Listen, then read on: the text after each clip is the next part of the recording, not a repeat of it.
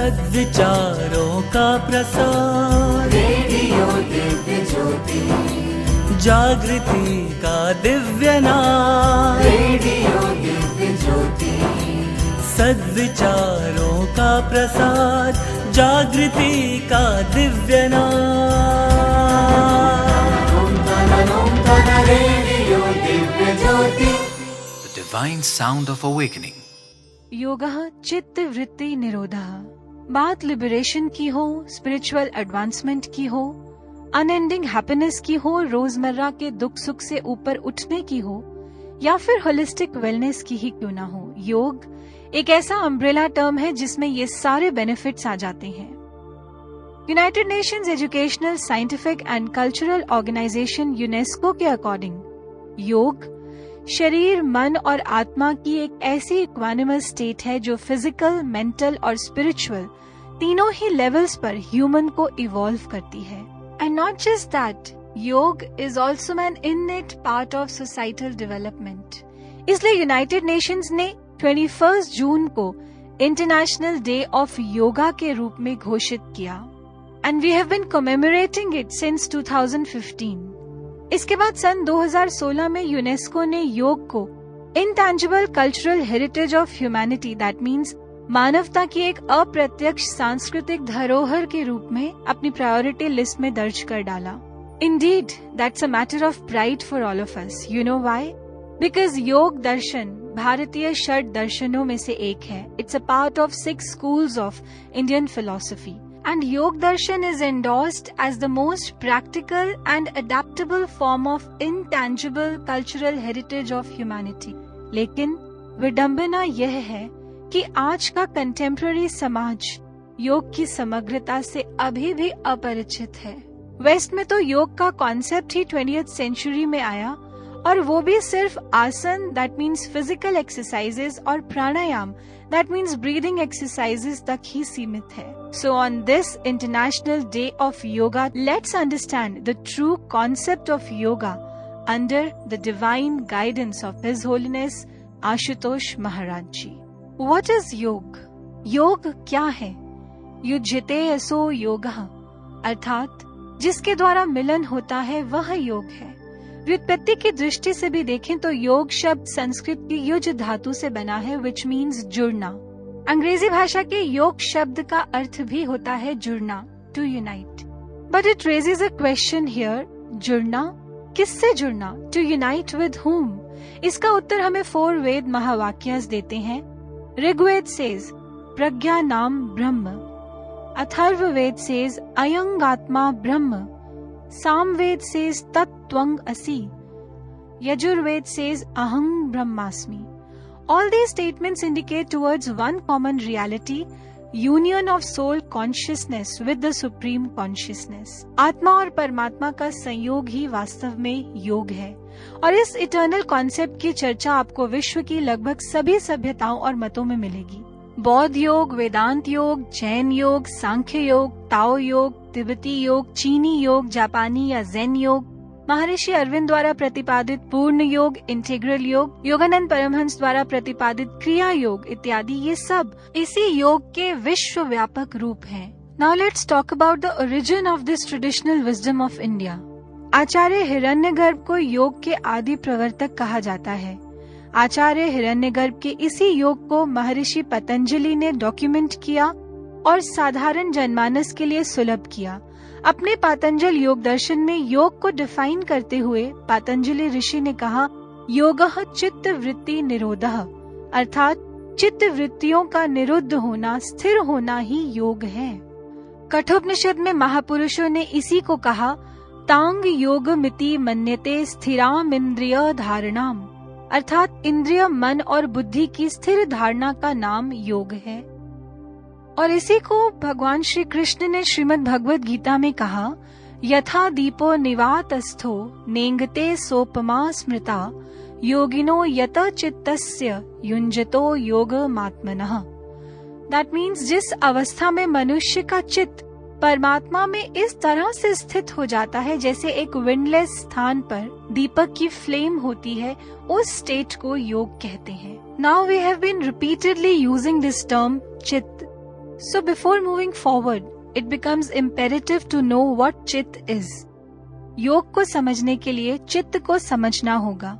भौतिक विज्ञान हमारी ग्रॉस बॉडी की बात करता है, लेकिन अध्यात्म विज्ञान इस ग्रॉस बॉडी के भीतर एक सटल बॉडी की भी बात करता है। इस सूक्ष्म शरीर में दो मेन एंटिटीज हैं, आत्मा और अंतःकरण। अंतःकरण के 4 मेन पार्ट्स बताए गए, मन, बुद्धि, चित्त और अहंकार। मन, mind, as you all know, is bundle of thoughts. बुद्धि, intellect, as you all know, is faculty of reasoning. अहंकार is that wall between the soul and the supreme consciousness. बात करें चित्त की तो चित्त साक्षी है. It is the seer of all actions. It is like a bag or a microchip that is collecting all the information happening around. Let me explain it to you through an analogy that Swami Vivekananda gave in his commentary over Yoga Sutras. इसमें उन्होंने चित्त को lake से compare किया है। Lake का जो bed है, तला, उसे आत्मा कहा। लेक जब शांत है, स्टिल है, तो जल पारदर्शी हो जाता है।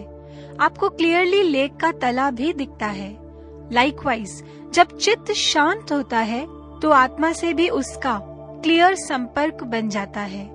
लेकिन जिस तरह बाहर से पत्थर इत्यादि कुछ भी फेंकने से झील में रिपल्स आ जाते हैं and your vision gets blurred to see the bed of the lake, उसी तरह जब हमारे चित्त पर बाहरी अर्थात इंद्रिय, मन और बुद्धि जनित एक्सटर्नल स्टिमुलस एक्ट करते हैं तो ये चित्त भी विचलित हो जाता है। चित्त में वृत्तियों रूपी रिपल्स आ जाती हैं, तब आत्मा से संपर्क टूट जाता है। चित्त को क्लियर करके, शांत स्थिर करके अपनी आत्मा से यूनियन करना ही योग है। लेकिन ये संभव कैसे हो? इसका सॉल्यूशन भी पातंजल ऋषि ने दिया अष्टांग योग सूत्र में। चित्त शुद्धि के लिए योग के 8 अंग, 8 limbs बताए। If we adapt them in our daily lifestyles, we will definitely be able to pave way for true योग। ये 8 अंग हैं, यम, नियम, आसन, प्राणायाम, प्रत्याहार, धारणा, ध्यान और समाधि। अष्टांग योग की ये यात्रा मनुष्य को स्थूल से सूक्ष्म जगत की ओर ले जाती है। उसकी वृत्तियों को बहिर्मुखी से अंतर्मुखी करते हुए स्थिरता की ओर यानी शून्य की ओर ले जाती है। अष्टांग योग के पहले 5 भाग बहिरंग योग कहलाते हैं। इसे आप एक्सोटेरिक योग भी कह सकते हैं। और अंतिम 3 भाग अंतरंग यानी एसोटेरिक योग कहलाते हैं। बहिरंग योग को बाहरी जगत में और अंतरंग योग को अंतर जगत में साधा जाता है। बहिरंग योग में पहला है यम। इंद्रियों व मन के विचारों पर अंकुश लगाकर अपने बाहरी कार्य व्यवहार को नियंत्रित करना यम है। 5 प्रकार के यम बताए गए। अहिंसा, किसी को शरीर, मन, वाणी द्वारा कष्ट न पहुंचाना। सत्य, मन, वचन, कर्म की एकता। अस्तेय, किसी के अधिकार, कौशल तथा संपत्ति इत्यादि को न छीनना। ब्रह्मचर्य, काम वासना से मन एवं इंद्रियों को दूर रखना। और अपरिग्रह अर्थात संग्रह न करना, ये यम है। योग की दूसरी सीढ़ी है नियम। ऐसे श्रेष्ठ गुणों को जो ईश्वर से आपकी निकटता बढ़ाते हों, उन्हें ग्रहण करने के लिए निरंतर प्रयासरत रहना, ये नियम है। ये भी 5 प्रकार के बताए गए। शौच, शरीर एवं अंतःकरण की पवित्रता। संतोष, सुख दुख, लाभ हानि, मान अपमान, इन सभी परिस्थितियों में संतुष्ट रहना। तप, इंद्रियों व मन को नियंत्रित रखने के लिए प्रसन्नता पूर्वक कष्ट सह लेना। स्वाध्याय, अपने कर्मों एवं विचारों का अध्ययन और निरीक्षण करना। ईश्वर प्रणिधान, ईश्वर में पूर्ण समर्पण, ये 5 नियम हैं। अष्टांग योग की तीसरी सीढ़ी है आसन। लंबे समय तक ध्यान की अवस्था में बैठने के लिए स्वस्थ शरीर का होना अनिवार्य है। इसके लिए नियमित रूप से बैठकर, खड़े रहकर तथा लेटकर की जाने वाली योग मुद्राएं आसन कहलाती हैं। फिर चौथी सीढ़ी है प्राणायाम। श्वास व प्रश्वास की गति नियंत्रण का नाम प्राणायाम है। महापुरुषों ने कहा, मन और प्राणायाम में वैसा संबंध है जैसा 2 प्रेमियों में होता है। दोनों एक दूसरे के बिना जी नहीं सकते। इसलिए मन जो बहुत चंचल है, उसे स्थिर करने के लिए महापुरुषों ने ये युक्ति बताई कि प्राणों को वश में किया जाए प्राणायाम के द्वारा। बहिरंग योग की 5वीं और आखिरी सीढ़ी है प्रत्याहार। बाहरी जगत से अंतर जगत की ओर जाना प्रत्याहार कहलाता है।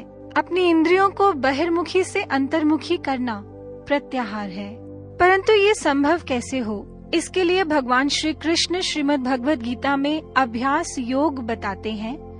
अभ्यास means practice. When you try to condition your mind for good, you are making your mind introvert. कैसे? ईश्वर की चर्चा करना, उनकी ग्रेस को फील करना, उसके लिए थैंकफुल होना, ग्रेटफुल होना, ज्यादा से ज्यादा अपने खाली टाइम को ईश्वर के चिंतन में लगाना। And for this you can listen to bhajans, kirtan, spiritual discourses while driving, while traveling or even while doing household jobs. अष्टांग योग की छठी सीढ़ी है धारणा। इसके लिए एक पूर्ण गुरु के सानिध्य में जाकर प्रकाश स्वरूप परमात्मा को अपने अंदर धारण करने की जरूरत है। इसके बाद अष्टांग योग की 7वीं सीढ़ी ध्यान। At this level, your body, mind, intellect machinery is still through exoteric योग। और ईश्वर के प्रकाश को भी आपने धारण कर लिया है। अब अपने शुद्ध चित्त द्वारा इस ईश्वरीय प्रकाश पर कंसंट्रेट करना है, यही ध्यान है। और अब अष्टांग योग की 8वीं सीढ़ी समाधि। समाधि योग की वह अवस्था है जिसमें चित्त वृत्तियों का पूरी तरह निरोध हो जाता है। योग की इस सर्वोत्तम अवस्था में परम गति मोक्ष की प्राप्ति होती है। और इस स्टेट तक पहुंचने के लिए सूत्र दिया भगवान शिव ने माँ पार्वती को स्कंद पुराण के उस अध्याय में जिसे गुरु गीता कहते हैं।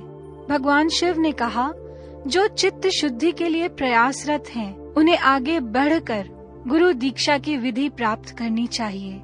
So I wish you all a complete and true International Day of Yoga this time. May you also get grace of a true Guru who bestows over you the light of God and channelizes your Chit towards its complete dissolution and the union of your soul consciousness with the Supreme Consciousness. Radio Divya Jyoti.